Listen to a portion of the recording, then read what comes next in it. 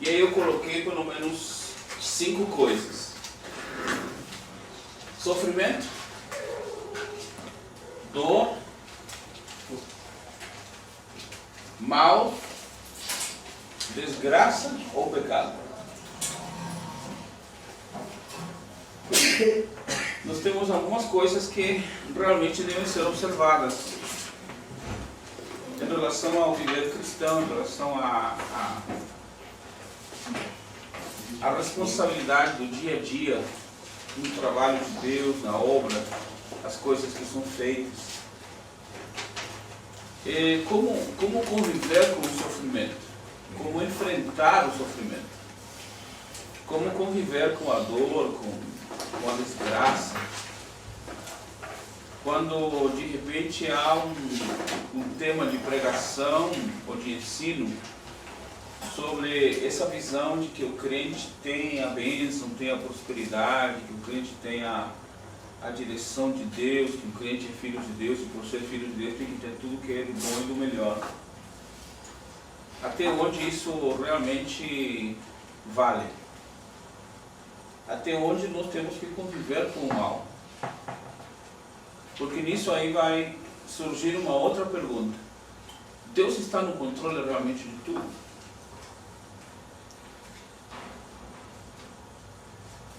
Se Deus está no controle realmente de tudo, onde ficaria então a colocação da desgraça em nossa vida? A desgraça seria uma desgraça mesmo? Ou seria uma finalidade? Ou então seria uma consequência? Se a desgraça é uma finalidade, então a finalidade seria polir, preparar, formar a pessoa. Se a desgraça fosse uma consequência, seria um castigo. Seria um resultado por uma falta, por um erro, por um desconhecimento, por uma imperícia. Agora, se a desgraça é um momento da ira de Deus, então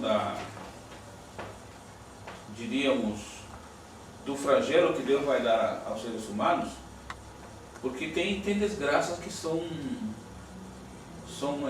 genéricas, poderíamos dizer. Um terremoto, por exemplo, vai tremer a casa do crente e do ímpio, não tem jeito. Vai cair a casa do crente, também vai cair a casa do ímpio. Um vendaval, uma tempestade, vai molhar todo mundo, ricos e pobres, certos e errados. Um incêndio, uma bomba explode no lugar, não vai matar somente aquele que não é crente, e vai deixar os crentes vivos. Então, até que ponto isso é colocado dentro de um projeto de Deus, dentro diríamos, de um cálculo matemático de que isso estava determinado por Deus? Qual seria a finalidade realmente em tudo isso? São questões que surgem dentro do viver cristão, dentro da vida, do mover, do agir, do atuar, do caminhar, do trabalhar. Talvez quando a pessoa pensa que está tudo certo, a pessoa diz: agora está tudo bom, graças a Deus, daqui para frente eu sou bênção, e aí que vem a desgraça. E tem alguns que já ficam até preocupados, começam a rir, daí a pouco não vou rir porque depois do riso vem o choro. E tem alguns que está tudo bem, Deus, está tudo bem, mas graças a Deus, a pessoa fica preocupada, porque a última vez que falou que estava tudo bem, a casa caiu. Então a pessoa fica meio preocupada, meio atemorizada, meio como o gato escaldado. Um rapaz estava preocupado, falando com minha esposa, dizendo: porque profetizaram para mim que vai vir um vento. Esse é o vento que vai vir? Quer dizer, preocupado com o vento, porque ele associou dizendo que quando Deus diz que vai haver vento, o vento chega rápido. A bênção é 10 anos para chegar, mas o vento, eu já senti já na hora. Profetizou e já está sendo levado pelo vento. Isso. Então essa é a grande, diríamos, o grande questionário, a grande dúvida do crente. E a outra coisa estaria exatamente naquilo que você falou. A desgraça demora 30 anos para passar. E a bênção demora 50 anos a chegar. Então, quando há profecia de bênção, de vitória, você espera. E não chega tão rapidamente. Mas quando há algum prenúncio de mal, o mal já chega automaticamente. Então essa é a grande dificuldade e o que traz uma quantidade de pensamentos para os pregadores, para os líderes, as pessoas que de repente estão nesse convívio, diríamos, nessa dinâmica eclesiástica, nessa dinâmica teológica, nessa dinâmica ministerial, de repente para e pensa um pouco em relação a isso. É como o evangelista avivalista que vai por várias igrejas, vendo o avivalismo, o crescimento, a manifestação de Deus, de repente para e pensa dizer isso que Deus quer realmente. Essa gritaria toda, essa visão de euforismo, esse momento que chega quase a um histerismo.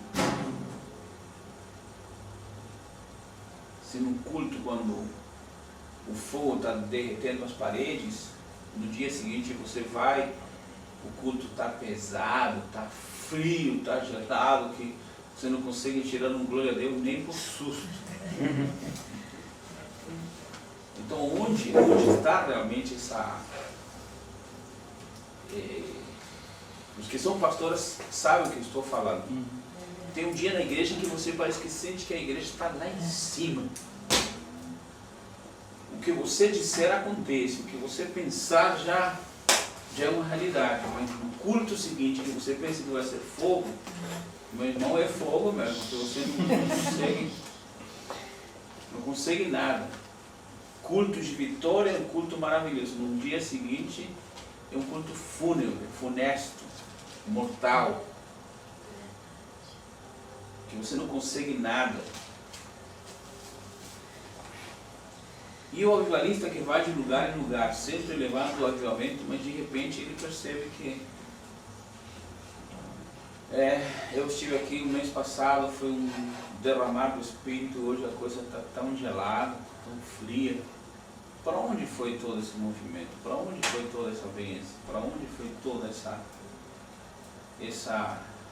grandeza?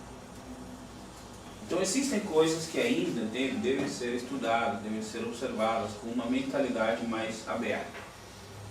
Não é uma crítica negativa, mas é tentar entender o que nós estamos fazendo. E de repente ficamos espirituais demais. Enxergamos bênção de onde Deus já amaldiçoou. Que você sabe que existem terrenos que são amaldiçoados, não tem jeito. Como dizem por aí no mundo, nem com reza forte vai. Não tem lugares que não tem jeito mesmo. Não tem jeito mesmo. Biblicamente nós sabemos que tem lugares que Deus amaldiçoou e Deus disse que nunca ia sair nem mato. E não sai. Então não adianta você chegar lá e dizer, Deus, eu quero fazer uma horta aqui. Você pode até ter uma horta, porque você vai dar a terra de outro lugar. Mas a terra dali não tem jeito.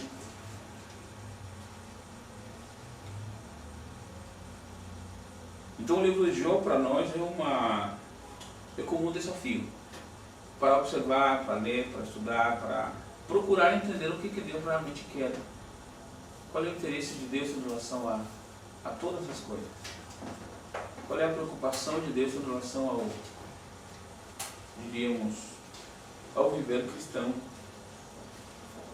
Vamos então observar algumas coisas em Jó.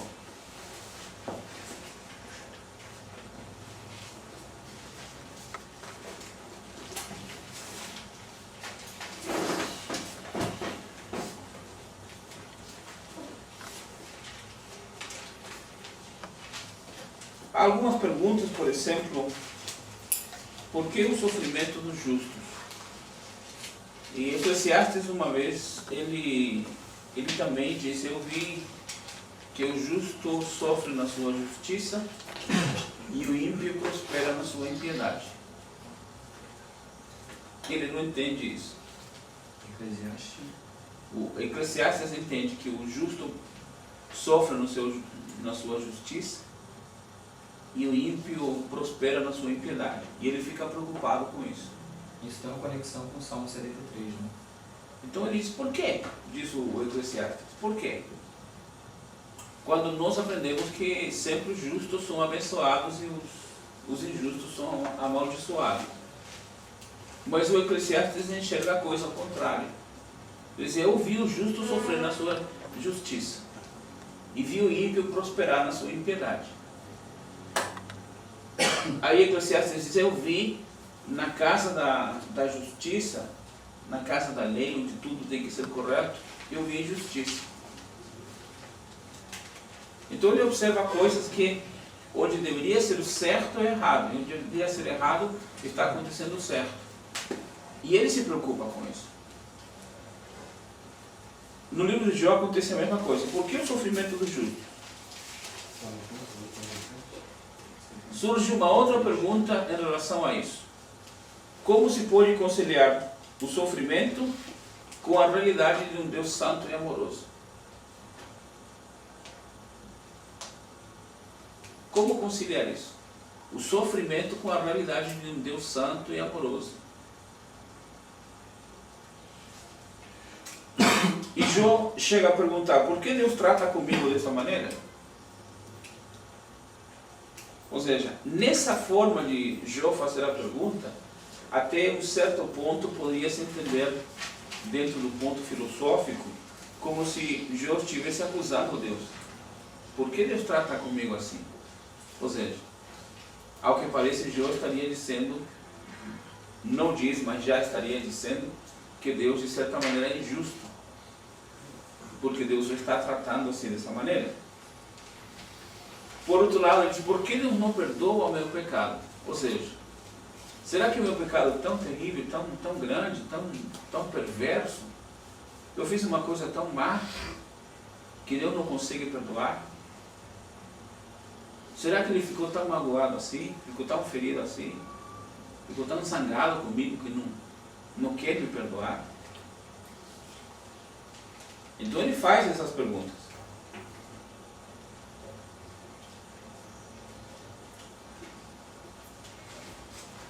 E com isso, então, Jó se lamenta amargamente.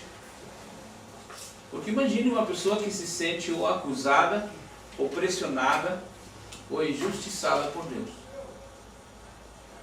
Como é que Deus vai fazer uma coisa dessa? Como é que Deus vai me tratar desse jeito? Como é que Deus vai me ver dessa maneira? Como é que Deus não faz alguma coisa em meu favor? Então Jó pergunta: onde está a esperança? E depois Jó culpa a Deus por suas próprias desgraças. Vamos fazer algumas leituras bíblicas para observar isso. No capítulo 7, versículos de 8 em diante, nós vamos encontrar algumas perguntas de Jó. Capítulo 7, versos de 8 em diante, vamos observar o que Jó pergunta. Me vê, não me verão mais. Os teus olhos me procurarão, mas já não serei. Tal como a nuvem se desfaz e passa, aquele que desce à sepultura jamais tornará a subir.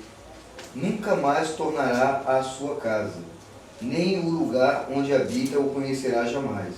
Então, ele tá ali fazendo uma leitura ou um pensamento em relação à morte. Quem morre já não é mais. Já não tem mais compromisso, não tem casa, não tem família. Eu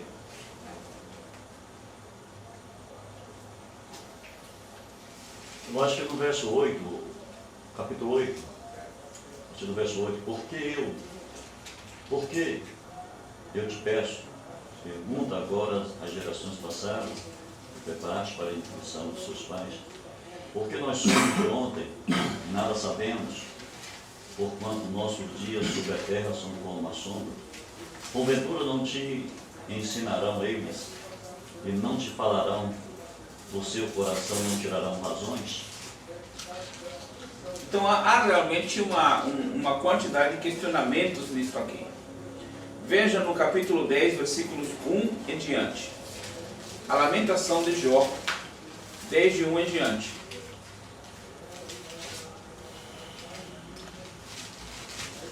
A minha alma tem tédio de minha vida. Darei livre curso à minha queixa, falarei na amargura da minha alma. Direi a Deus, não me conecte, faz-me saber por que contendes comigo. Parece-te bem que me oprimas, que rejeite o trabalho das tuas mãos e resplandeça sobre o conselho dos ímpios. Tem porventura olhos de carne? Vê tu como vê o homem? Não os tens dias como os dias do homem? Ou são os teus anos como os anos de um homem? Para te informares da minha iniquidade, averiguares o meu pecado? Bem sabe tu que eu não sou ímpio. Todavia ninguém há que me livre da tua mão. Então aí ele faz uma declaração, um lamento, e ele chega até a fazer algumas perguntas em relação a Deus. Você tem olhos como olhos de homem?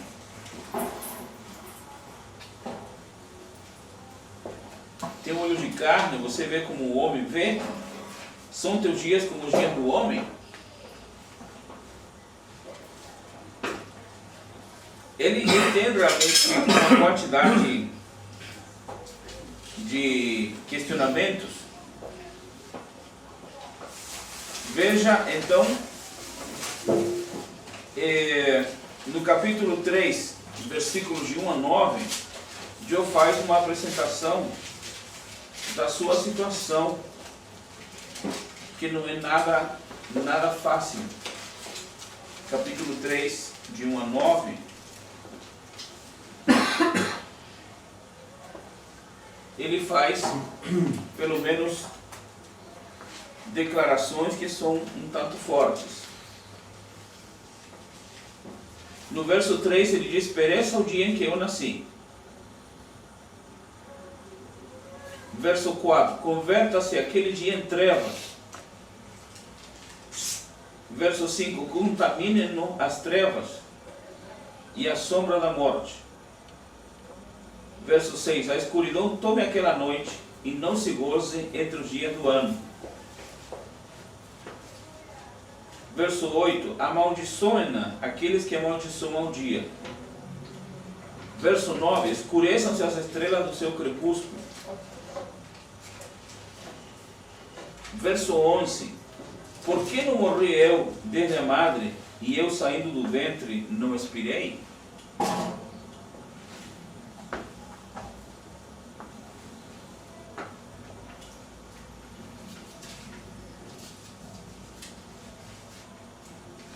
O Eclesiastes diz que é muito mais feliz aquele que é nonato. Ou seja, nonato é aquele que nasceu morto. Então Eclesiastes diz que é muito mais feliz aquele que nasceu morto, porque não viu a desgraça da vida.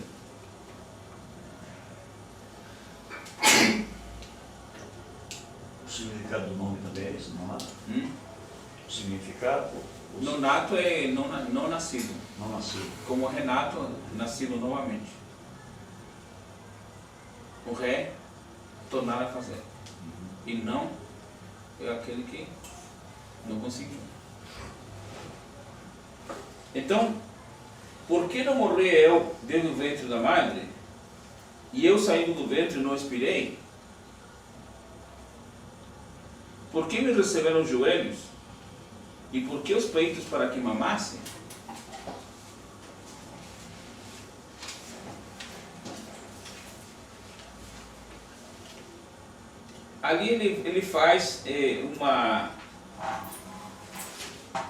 um uma declaração exatamente da sua tristeza, da sua dor, do seu sofrimento, que ele chega a pensar que teria sido muito mais fácil, muito melhor ter nascido já morto, ter morrido já no ventre da mãe, ou no momento do parto, então não ter tido um peito para poder mamar e se alimentar e morrer mesmo.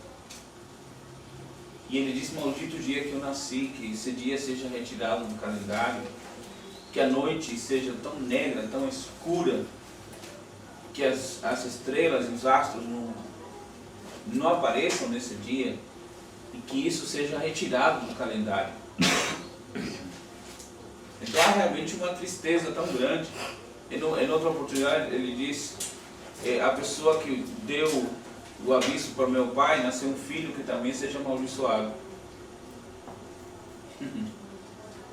Ou seja, o que deu em Israel e nos países árabes, quando nasce um filho, uma festa, quando nasce uma filha, uma tristeza.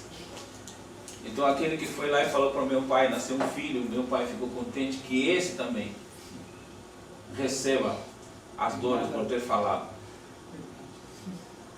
Nada a ver com a história. É como aquela, como diz, o momento errado no lugar errado, né? Aquele que foi dar o aviso ao rei do falecimento, o rei disse: mata esse porque trouxe uma notícia ruim. O que tinha a ver? Ele foi lá para dar uma notícia e deu a notícia e acabou morrendo.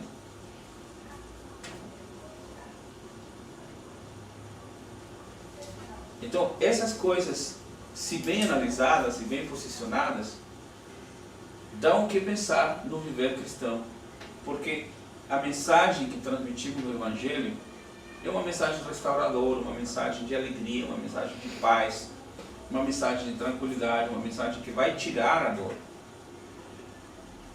Mas aqui a coisa parece que mostra um lado diferente. Ou seja, aquilo que nós enfatizamos tanto na missão do evangelismo, enfatizamos tanto na visão do neocristianismo, de que não temos sofrimento, não temos dor, toda lágrima será enxugada, e nós já fazemos hoje o que um dia o Senhor vai fazer lá no céu, mas não fazemos hoje disso uma realidade. Quando a coisa não é tão real assim, Jesus disse: no mundo tereis aflições. Temos que sair fora do arraial levando o vituperio de Cristo. Levar o vituperio de Cristo é sofrer. O que vai levando a semente não vai alegre, ele vai chorando.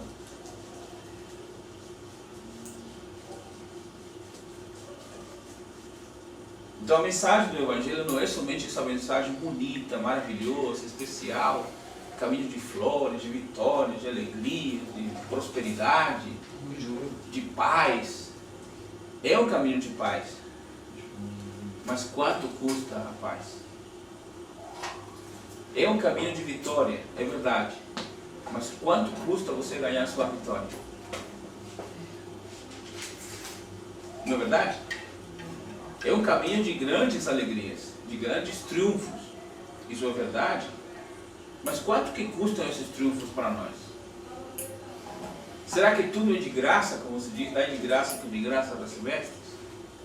Será que tudo se encaixa exatamente nesse ponto, dá de graça que de graça recebestes? Quando descobrimos que a única coisa de graça que temos é a salvação, o resto nós temos que lutar para conseguir.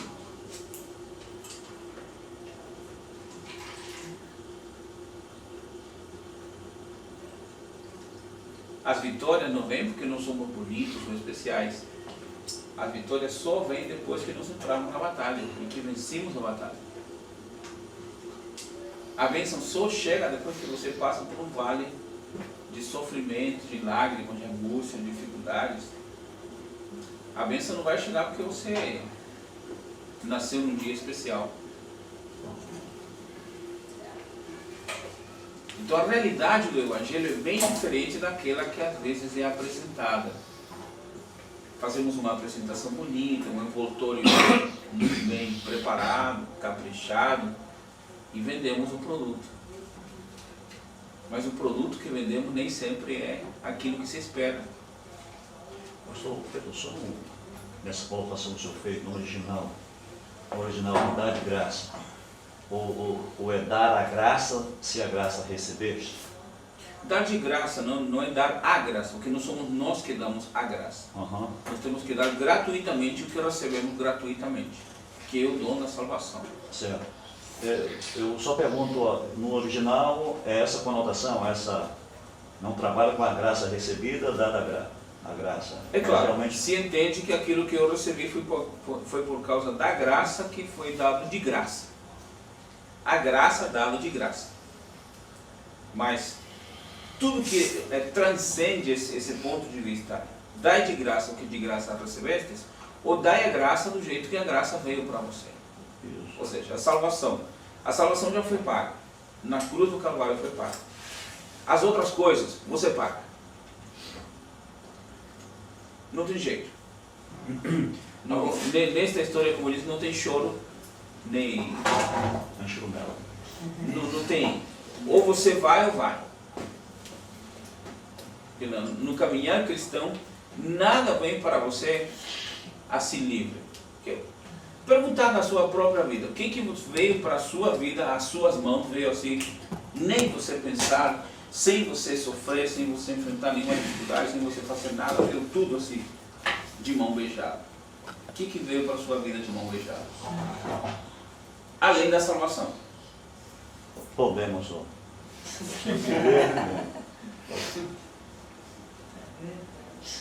E aquilo que nós temos conseguido porque somos bonitos, porque estávamos no lugar certo, na hora certa?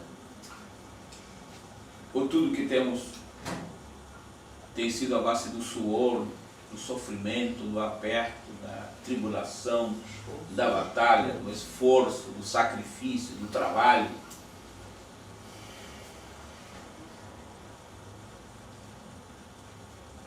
Aí nós... De repente você vê o pastor numa grande igreja, você, poxa, esse camarada está numa grande igreja, cresceu rápido. Mas você sabe que esse camarada passou, enfrentou, viveu. Você sabe as lutas que esse camarada enfrenta para ter essa grande igreja? Porque tudo que se vê na mão dos outros é tão fácil. Poxa, ele conseguiu com tanta facilidade, eu cheguei aqui há tanto tempo e não consigo. Esse aí tem sorte. Poxa, esse aí está abençoado e eu não. Mas será que esse está realmente abençoado? Então são essas coisas que nós devemos parar e pensar mais um pouco. Eu não estou trazendo aqui um conceito negativista, nem de fracasso, muito menos de falar mal do meu Deus. Mas a realidade cristã não é como se pinta. A realidade cristã tem ponto e vírgula. A diferença do ponto e vírgula é muito grande. Porque a pregação do Evangelho que nós fazemos é uma pregação de vitória, de poder, de graça, de glória, de riqueza, de abundância. Mas tem toda essa abundância realmente abundantemente? Existe toda essa... Existe toda essa riqueza assim, tão rica? Essa riqueza tão rica quanto se apresenta? Não. Muitas coisas são imagens que estão sendo vendidas. Muitas coisas são simplesmente fachadas. E aí onde tem que estar a visão e a realidade do verdadeiro cristão. Porque a vida cristã não é sempre como se apresenta, como supostamente é vendida ou passada. Não. A vida cristã tem outras histórias. Então, há uma necessidade do verdadeiro líder, do verdadeiro pastor, do verdadeiro trabalhador de entender realmente a posição que está vivendo, o plano que está enfrentando. Como é que são as coisas na realidade? Nem tudo é tão fácil, nem tudo é tão bonito, tão maravilhoso quanto se pinta. Não. Por isso que diz que tudo que brilha, nem tudo que brilha é ouro. Nem tudo que brilha é ouro. Várias metais no caminho. A necessidade do crente enxergar a situação do Evangelho como ele é necessário parar e pensar um pouco. E quando que o crente vê realmente a realidade real? E não essa realidade hipotética. Quando o sujeito se vê na necessidade, no aperto, e é aí que o sujeito vai pensar a sua vida, entender o seu Evangelho, compreender o seu Deus, sentir a sua realidade. Não é esse momento eufórico nas igrejas, nos cultos, no mover, no fogo, no dinamismo. Esses são momentos interessantes, mas são momentos tão curtos. Momento de avivamento numa igreja, às vezes acontece uma vez por ano, 2 vezes por ano. E como eu disse, você tem um culto cheio de fogo, cheio de poder. No dia seguinte, o próximo culto é um cemitério. É uma desgraça o culto depois. Por que isso? Se o fogo é de Deus, se o poder é de Deus, se a graça é de Deus, se o mover é de Deus. Será que haveria um dia de Deus e um dia de não Deus? O dia D é Deus operando. O outro dia é um culto fúnebre, funesto. Para tirar um glória a Deus tem que suar a camisa. Por que essas dificuldades? De repente, quando apresentamos o Evangelho dos púlpitos, um convite para o pecador, venha que seus problemas serão solucionados, Deus vai te dar vitória, você vai ter alegria, você vai ter paz, você vai ter felicidade, você vai ter bênção. Quando a vez que está pregando aí, está num aperto, está até aqui, a água está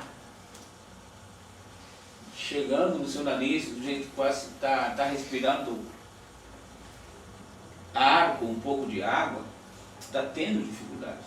Ele mesmo não resolveu dele, que promete para os outros, no caso. Então ele vai pregando vitória, mas não tem passagem, não tem dinheiro para ônibus. Se ele prega a prosperidade, vai ter que vender o almoço para comprar o jantar.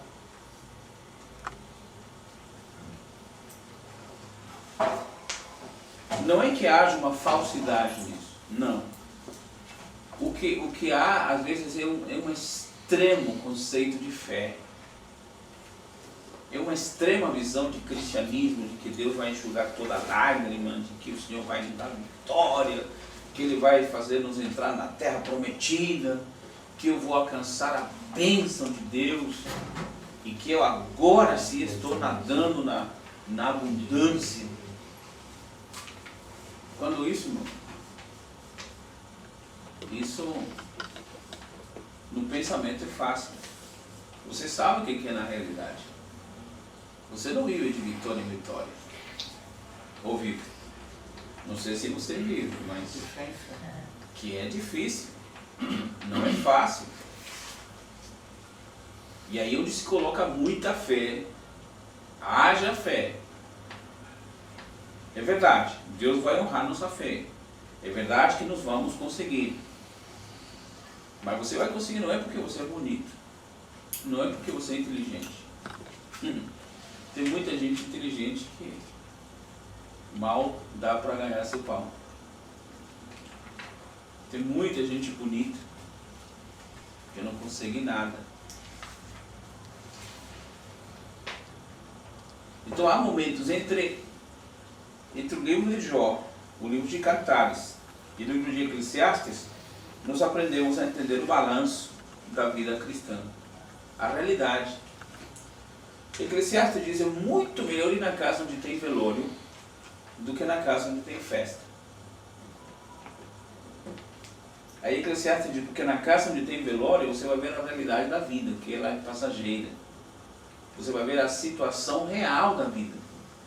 Na casa onde tem festa, está tudo lindo, maravilhoso, estamos com riqueza, com dinheiro, ganhando, está tudo bom, grandes projetos. Mas e aí? Ilusão. É verdade que precisamos de ilusões, precisamos de sonhos, precisamos de fantasia, precisamos de fazer trabalhar os neurônios, precisamos. Mas entre esses projetos e a realidade é uma distância muito grande. Eclesiastes diz, quando você tenha para comer, coma com abundância. Que vai chegar o dia da fartura, da necessidade. E quando chega o dia da necessidade, você vai se lembrar que um dia você comeu bem. Então, entre o dia que você comeu bem e o dia que você não comeu, você entende o que é o equilíbrio. Balanço.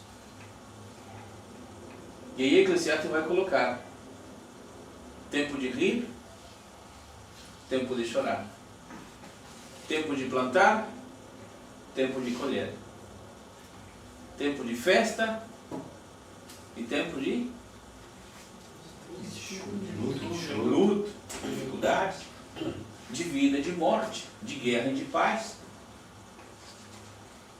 E onde estaria então exatamente nesses momentos de guerra, de choro, de luto, de sofrimento, de desgraça, onde estaria a realidade real do cristianismo? Onde estaria aquilo que se chama a mão de Deus? Será que na desgraça na minha vida, na minha família, é por causa do pecado? Pode ser.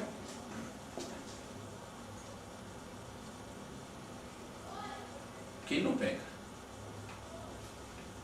Será que é por causa de desobediência? Também pode ser. Quem não é desobediente?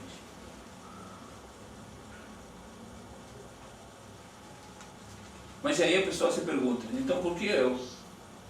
Logo eu? Poxa, no meio de tantos, Maracanã, eu fui escolhido? Por quê? Maracanã, anel fechado, 150 mil. Escolheu você. Por que eu? Então aí que está o ponto central. Como entender teologicamente, evangelicamente, esses momentos de desgraça? Como? Fatalidade? Obra de Satanás? Vontade de Deus. A vontade de Deus? Será que Deus queira a minha desgraça mesmo? Será que Deus sente prazer na minha dor?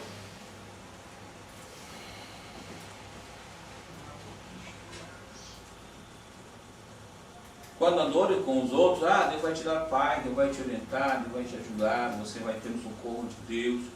Tenha fé, tenha confiança, tenha paciência. São palavras que o vento leva. Que isso não vai fazer diferença nenhuma para quem está sofrendo. Pastor, e a nossa parcela de culpa nisso? Do homem? Também é uma porcentagem de tudo isso. Só o próprio homem pode saber se ele tem a parcela de culpa, porque às vezes de fora a pessoa olha, pode dar várias causas por que ele está passando. Mas ele mesmo, acho que Deus já convence o porquê, né? E no caso de Jó, que não tinha culpa nesse aspecto? Aí foi o questionamento dele. Não tinha culpa no cartório. Justo, né? Se o mesmo Deus disse para Satanás, você viu meu servo Jó? Veja aí, capítulo 1, Jó. O que Deus fala com Satanás?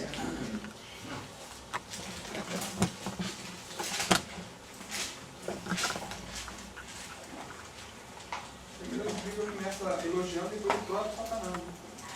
Não, o próprio Deus. Perguntou ainda o Senhor a Satanás: observaste o meu servo Jó?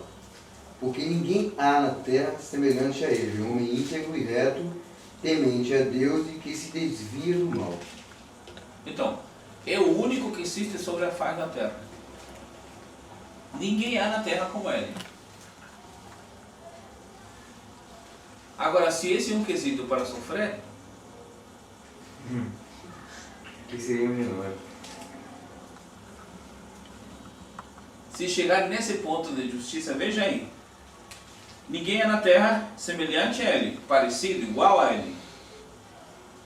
Homem, primeiro, que coisa? Íntegro, Ou sincero. Depois, reto, justo, reto. Depois, temente a Deus. há uma tríade aqui. São três coisas: integridade, retidão e temor. Se ter essas três qualidades e ser candidato ao sofrimento, então cuidado. Se você está nesse caminho, cuidado, você pode ser o próximo Jó. Essa tríade pode ser meio funesta, meio triste. Se ser sincero ou ser íntegro, a palavra sincero em espanhol é uma coisa interessante. Uma pessoa diz, eu sou de 1 a 9, em espanhol. Se entende bem essa frase, de 1 a 9, sincero. Não tem zero na história, é de 1 a 9 só. Não tem zero. Porque em espanhol, zero é zero. Então, sim é nada. Zero, sincero, junta as duas palavras, eu sou de 1 a 9. Não tenho zero, eu sou sincero. Entenderam? Sincero. É, interessante mesmo. Então, sinceridade, uma pessoa reta, uma pessoa justa, uma pessoa que faz as coisas certas, uma pessoa transparente. Não há falsidade nele. Um salvo, no caso. Essas qualidades ele não salva. Reto, justo. Então você veja, sinceridade, retidão. A palavra reto vem do sentido de juiz. E isso vai para a palavra zadek, de Deus, da justiça de Deus. Os zadikim, ou seja, os homens que agiam justamente na retidão de Deus. Então isto aponta para a justiça de Deus, que Deus é justo. Zadik é justiça, é coisa reta, coisa honesta.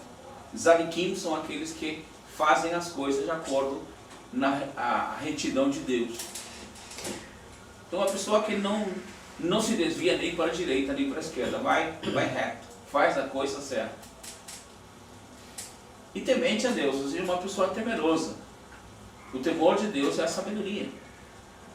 Então, se esses três quesitos são necessários para sofrer,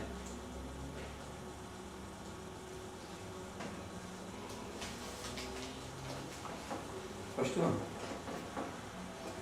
voltando para a visão do evangelho eufórico, avivalista, que é uma necessidade, mas tem sido usurpado, podemos dizer assim. Tem algo de muito podre dentro da nossa história atual do evangelho. Porque, independente de denominação, o que a gente mais vê hoje em dia é uma busca de poder e avivamento, certo? Tivemos um culto ontem, uma pregação maravilhosa na igreja que eu congrego, em que uma mensagem bem esboçada dentro da Bíblia foi de Noé a Ageu, em que se falou sobre avivamento. Para que o avivamento dentro da igreja se a finalidade do Evangelho de Jesus é fora da igreja? Para que a busca de vitória, se a minha maior vitória me foi dada na cruz, dentro da colocação que o Senhor fez, que dá de graça, o que veio de graça é a salvação. Então eu tenho que levar Jesus. Porque Jesus ele veio de graça, entre aspas, ele se deu de graça por nós que não merecíamos. E o céu ele é tomado à força. Dentro da visão do que foi dito em Marcos, negue a si mesmo, tome as suas dificuldades, os seus problemas, a sua vontade, faça ao contrário, faça a minha vontade sim, me disse Jesus. Então, tem algo que tem que ser mudado na história. Que a maioria das igrejas, a maioria das denominações, pregam algo fantasioso. Isso vai implicar seriamente na justiça do justo, que é Jesus, quando ele vier buscar uma igreja revestida e renovada. Queria que o senhor desse uma...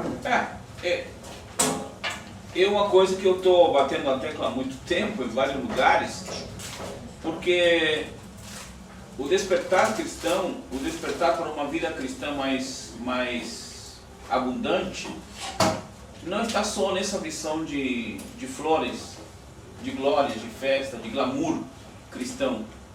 É bonito. Mas, meu irmão, existe um trabalho cristão, uma realidade cristã que às vezes as pessoas trocam seus ministérios por coisas que realmente não têm um valor. Deixem de fazer o que corresponde a Deus para buscar o seu pão. Não está errado. Uma pessoa trabalhar, ganhar dinheiro, ter condições econômicas, não está errado. É o que qualquer pecador faz, qualquer ímpio faz, qualquer ser humano faz. É o cumprimento de uma lei. Ganhará o pão com o suor do seu rosto. Ponto final. Isso é lei. Lei de Deus. Essa lei é quebrada quando você está no plano de Deus. Aí você não vai ganhar o pão com o suor do seu rosto. Aí você vai receber o pão por causa da sua fé. O justo viverá por pão. E se você não tem fé, então aí é o conselho. Se você não acredita, se você está dentro do barco, do ministério, e você não acredita, eu aconselho, pule fora. Venda laranja, engraxe sapato, faça qualquer coisa. Não se meta no ministério, porque você não tem cacife para isso. Mas o chamado sempre tem fé? Ou um chamado pode não ter fé, sai do barco e afunda do mesmo jeito. Entendeu a minha pergunta? Sim. O chamado... O que é chamado em qualquer lugar não vai dar certo. O que é chamado, chega numa fábrica, vamos supor, vai trabalhar na Coca-Cola. Se não é chamado de Deus, a Coca-Cola vai quebrar. Porque ele leva a desgraça. O que é chamado de Deus, até o sujeito entender que foi chamado de Deus, vai passar muita água por debaixo da ponte. Mas um dia a ficha vai cair. Um dia ele vai entender o que é chamado de Deus. Só que às vezes esse dia já é tarde demais. Pastor, o chamado ele implica, já que um homem ele deve, entre aspas, manter o matrimônio, apesar que, me corrija, Paulo falou, se você permanecer solteiro, o melhor é você desenvolver a obra de Deus, não é isso? Então, temos que constituir uma família, né, proliferar. Então, o chamado implica somente para o homem ou para o casal. O chamado ele é dúbio. Porque, não, veja bem... Não, o chamado, primeiro ponto. Se você foi chamado por inferência, você sabe o que é inferência, né? Por associação, sua esposa também entraria nessa chamada. Sendo que, devemos entender, quem não deixar pai, mãe, por causa do meu nome, o que acontece? Não é digno. Não é digno. E quem é indigno vai Tem ser muitos homens que deixaram o ministério por causa da mulher, porque a mulher pressionou, porque a mulher acusou, porque a mulher falou, porque a mulher ameaçou que não vai, suportou que vai abandonar. A mulher pressionou tanto que o homem teve que pular fora. Tem muitos casos desses, muitos ministros que deixaram de fazer a obra de Deus, porque a mulher não aguentou, queria uma vida tranquila, uma vida regalada, uma vida boa. E o homem, para atender sua mulher, para atender suas necessidades, seu compromisso de marido, faz isso. E depois ele vai perceber que a maior loucura que ele fez na sua vida foi fazer isso, porque a mulher tem o que supostamente ela gostaria de ter, mas ela não dá o prazer para ele que ele queria receber da mulher. E não tem o prazer de Deus, não tem o prazer da mulher. E se ele persistir, Deus não é misericordioso o bastante para atuar com uma transformação nela? Claro que sim. Aí está a fé do sujeito. Ele precisa padecer inicialmente. Sim. Ele tem que tomar decisão. Se não tomar a decisão, Deus não faz. Tem uma história interessante, as pessoas devem conhecer do John Wesley, acho que ele ficou 20 anos casado e a mulher era uma pedra no sapato dele. Ia para reuniões, atrapalhava tudo, e ele nunca separou dela. Depois ela que pediu o divórcio, né? Mas ele nunca quis o divórcio com ela.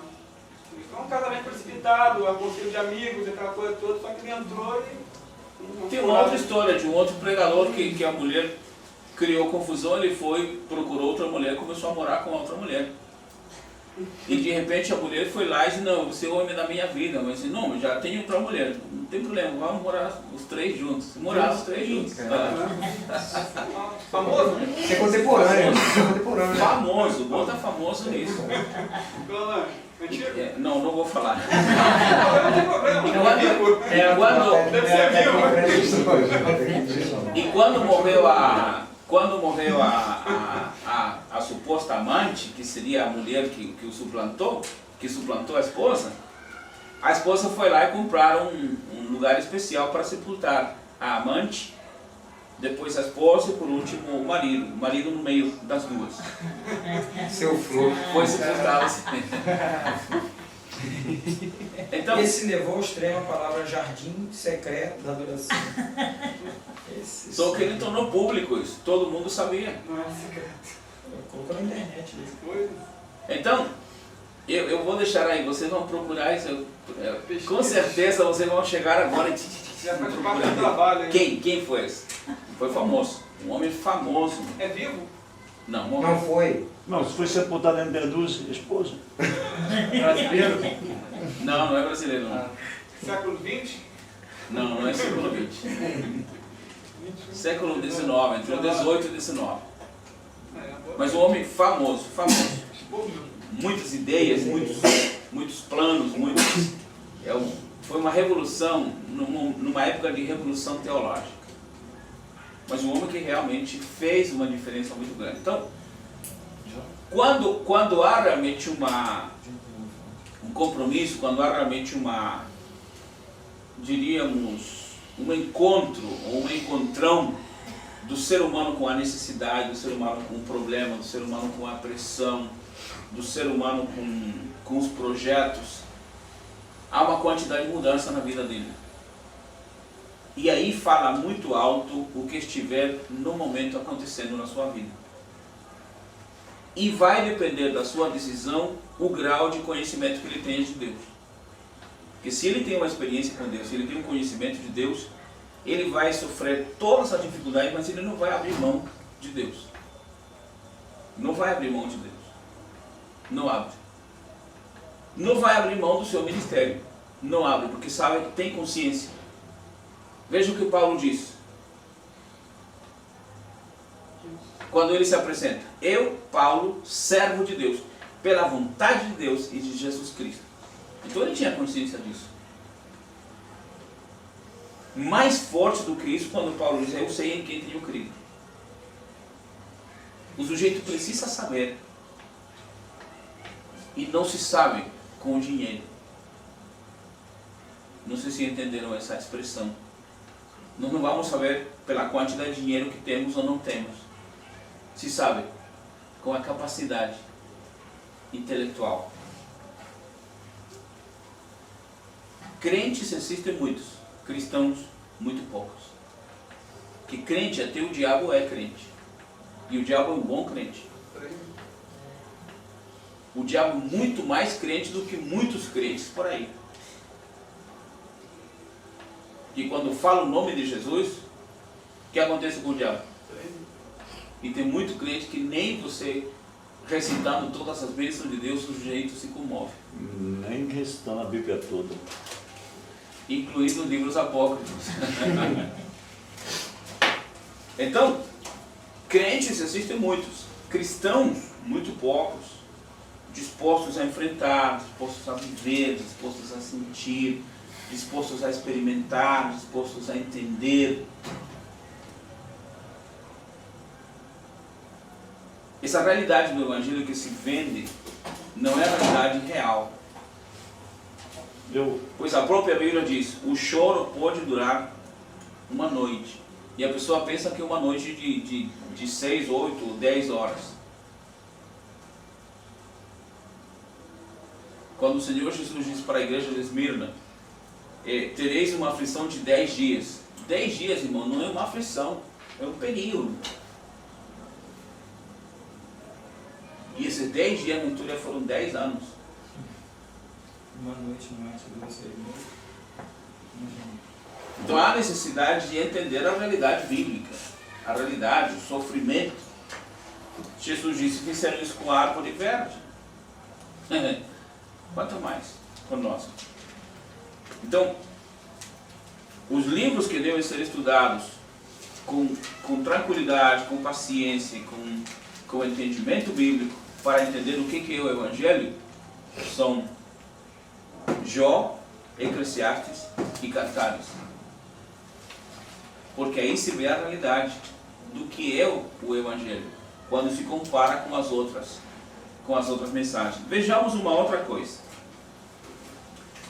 Quando Jó está nessa situação difícil,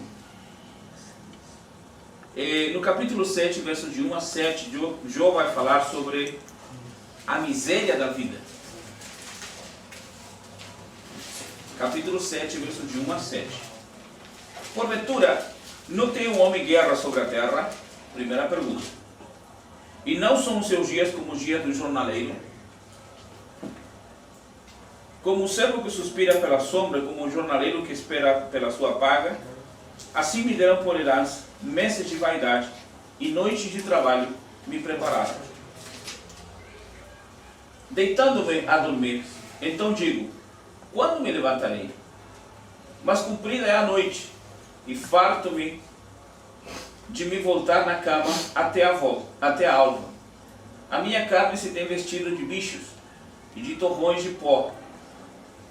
A pele está gretada e se fez abominável.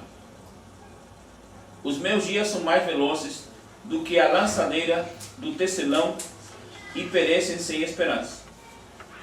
Lembra-te de que a minha vida é como o vento. Os meus olhos não tornarão a ver o bem.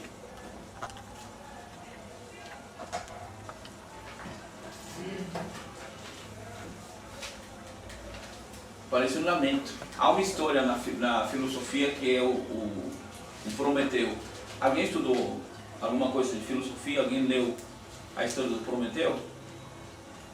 Em filosofia é uma história interessante.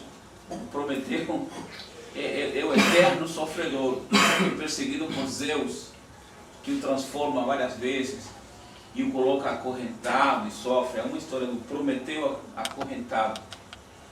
É o eterno sofredor. Só por ficar namorado, se apaixonar pela pessoa errada. Sofreu, mas parece quase que a história do Prometeu, o que Jó apresenta. Seus dias de lamento, de sofrimento, de angústia, de padecimentos. Veja o que ele fala no capítulo 6, verso de 8 a 21. Ele faz duas perguntas aí. Duas perguntas interessantes. 6, de 8 a 21. Verso 8. Quem dera que se me cumprisse o meu desejo, e que Deus me desse o que espero. É o que todo mundo quer. Não é verdade? É o que todo mundo almeja. E que Deus quisesse quebrantar-me e soltasse a sua mão e acabasse comigo. Veja aí. O que Jó estava pensando nesse momento? Que Deus estava fazendo isso com ele. Que Deus o estava apertando. Que Deus soltasse a sua mão.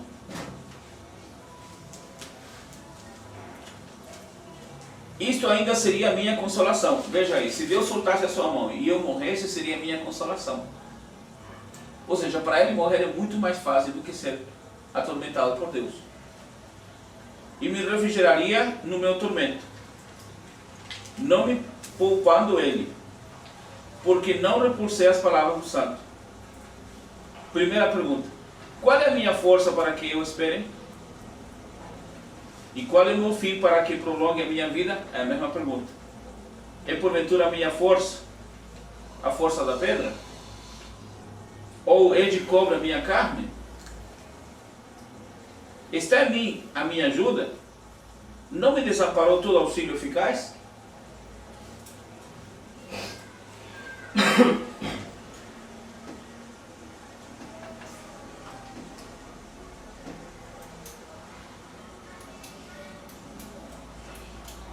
Se sentindo uma solidão, uma angústia, um desespero.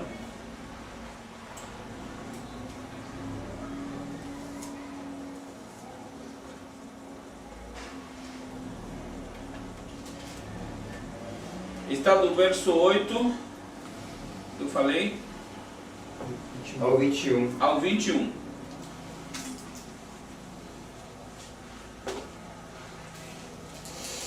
A primeira pergunta, então, está relacionada ao que ele diz. Qual é a minha força? Ele se sente sem força nenhuma. A segunda pergunta, verso 3. Está em mim a minha ajuda? Ou seja, o que o homem pode fazer?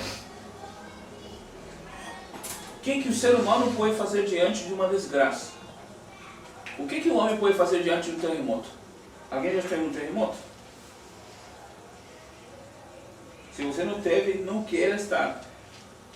Eu já estive em 5 deles. Impotência, né? Alguém já esteve numa tempestade que você vê casas cair, árvores serem arrancadas? Árvores grandes, parece que arrancam a árvore com tudo. Que força tremenda é essa?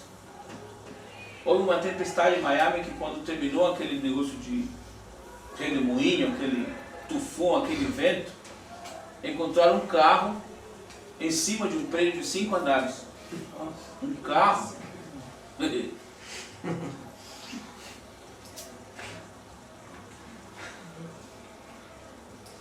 Vocês viram outro dia no jornal um caminhão, um ônibus, que houve uma ventainha muito forte, os trabalhadores foram se abrigaram no ônibus, e o ônibus capotou umas 4, 5 vezes e morreram 2 pessoas dentro do ônibus.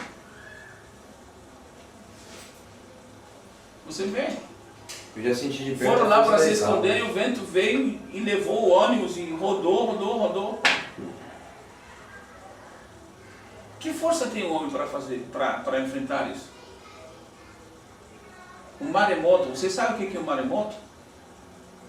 Quando o mar sai do seu lugar e vem ondas de 8, 10, 15 metros de altura. Ninguém consegue sobreviver. Tem até um filme agora passando sobre isso. Tudo que tem se termina. Em 88 eu passei por uma represa de Itapaporá, estourou e arrastou 3 estados, inclusive o meu, Pernambuco. E as forças das águas também, não tão fortes quanto o maremoto, é assustador, é tenebroso, porque a gente fica impotente, a gente não pode fazer nada. O que se pode fazer? Onde está a fé atuante aí nesse momento?